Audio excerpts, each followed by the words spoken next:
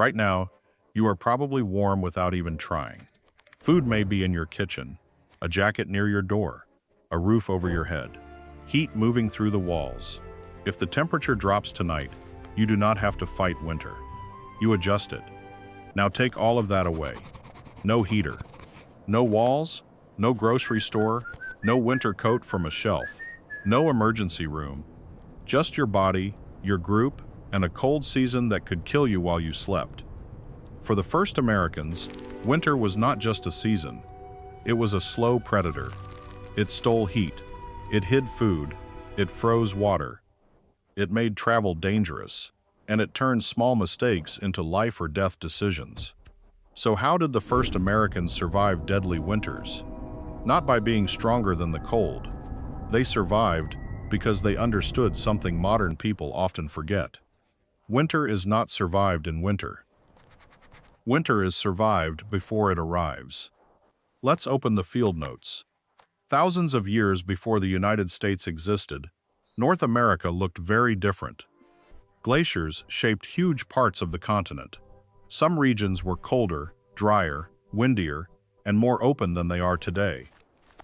Mammoths, giant bison, ancient horses, dire wolves, large cats, bears, and small groups of people lived in a world where cold could be as dangerous as any predator.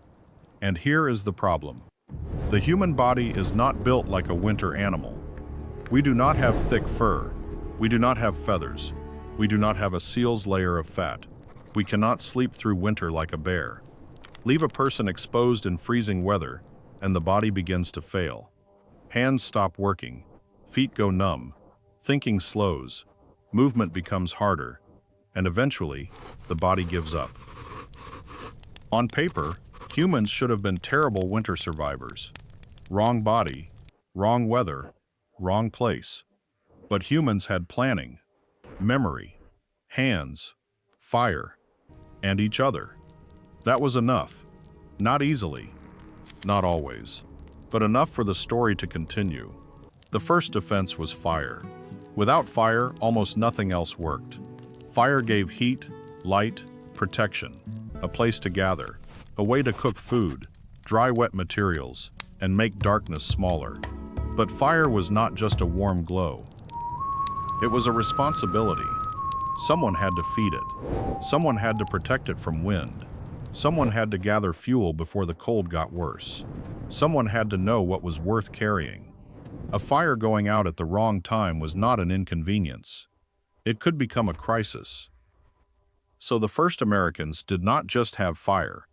They organized life around it. But fire had one weakness.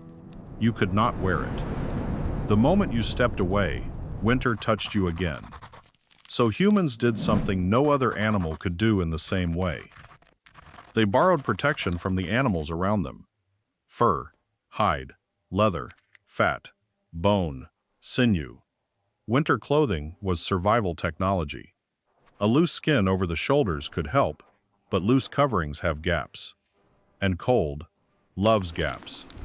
Wind finds them. Snow finds them. Freezing air finds them. So survival depended on making coverings fit. Cutting, scraping, softening, piercing, binding, layering, repairing.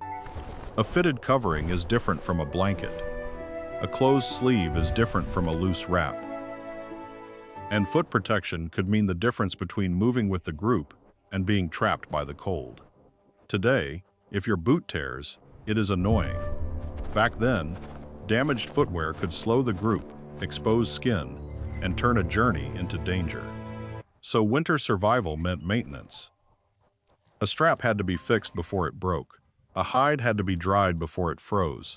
A seam had to be closed before the wind found it. This work does not look dramatic in movies, but it is what keeps people alive. And then there was shelter. People imagine ancient humans simply hiding in caves. Sometimes they did. But caves were not everywhere. And not every cave was safe. Some were damp. Some were too far from food or water. Some were already used by animals. Some trapped cold air. So the first Americans had to think carefully about where to stay. A good winter camp was not just a place. It was a strategy. You needed protection from wind, access to fuel, access to water or snow that could be melted, a way to hold heat, a place where children and weaker members could stay protected, a place that did not invite predators too close. Sometimes shelter meant rock overhangs, sometimes tree cover, sometimes hides, branches, earth, brush, snow, and the shape of the land itself. And here is something that sounds backwards. Snow could help. In open air, wind steals heat from the body, but packed snow can block wind and trap warmer air. The point was simple. Anything between the body and the wind could become life-saving. They were not just surviving inside nature, they were reading nature and using it. But warmth only solved half the problem. The slower killer was hunger. Winter makes food disappear. Plants die back, fruits vanish, small animals hide, rivers freeze, herds move, travel becomes harder, and the body needs more energy just to stay warm. So if a group waited until winter to think about food, they were already late. The fight against winter began months earlier. People had to know when animals migrated, where roots might still be found, where water remained accessible, what could be dried, stored, carried, or shared. A successful hunt before winter was not just a meal. It was a future. Meat could be dried, fat could be saved, bones could be cracked for marrow, hides could become clothing or shelter, sinew could become cord. Nothing was just waste. Fat mattered especially. In cold environments, calories were heat. A lean meal could fill the stomach, but fat helped fuel the body through cold days and longer nights. Modern people often think of food as flavor. In winter, food was warmth, and storing food required memory. Where was it kept? Who knew? How long would it last? Who needed it most? Should the group eat now or save it?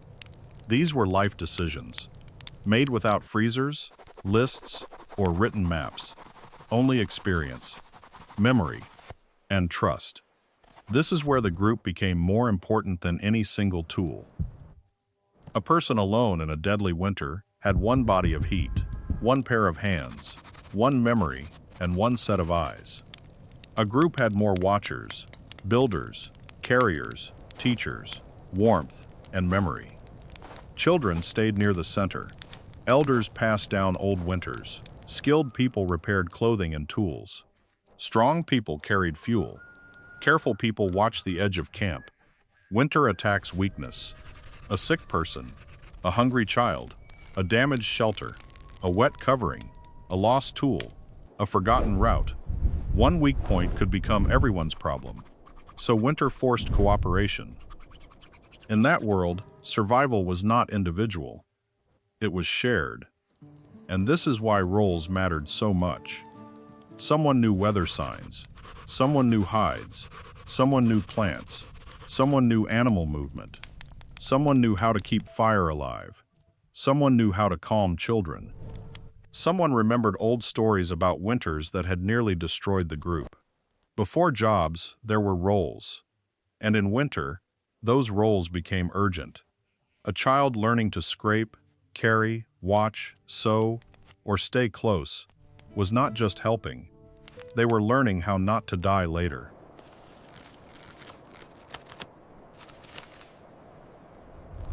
A story about a family caught too far from shelter was not only a scary tale, it was instruction.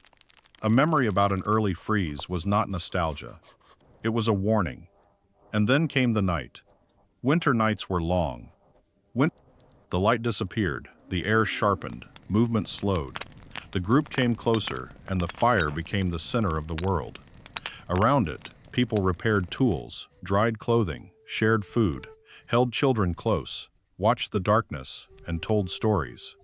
Not because stories were a luxury, because stories carried rules.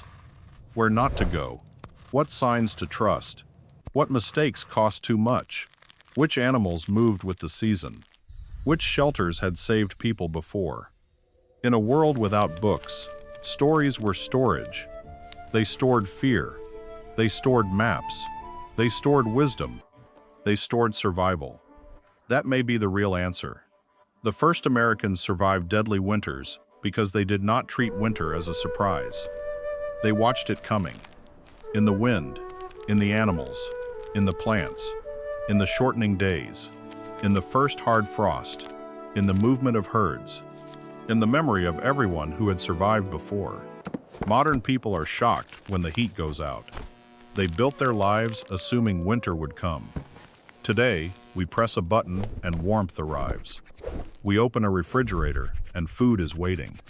We step into a coat we did not make. We sleep behind walls we did not build. And because winter became easy for many of us, we forget what it once was. Not a season, a test. A test of whether the group had prepared enough, whether the fire would last, whether the shelter would hold, whether the children stayed warm, whether memory had done its job. So how did the first Americans survive deadly winters? They used fire. They made clothing from the animals around them. They built shelter against wind. They stored food before hunger arrived. They valued fat, hides, bones, tools, and memory. They stayed close. They taught children early. They listened to elders. They watched the land change. They prepared before it was too late. They did not beat winter by being stronger than it. They survived by thinking farther ahead than it. And somewhere behind you, in the long chain of human life, someone made it through a winter that should have ended everything. Someone kept the fire alive. Someone repaired the covering. Someone found food. Someone remembered the way. Someone held a child close until morning. And because they did, you are here. That is one field note from humanity's oldest days.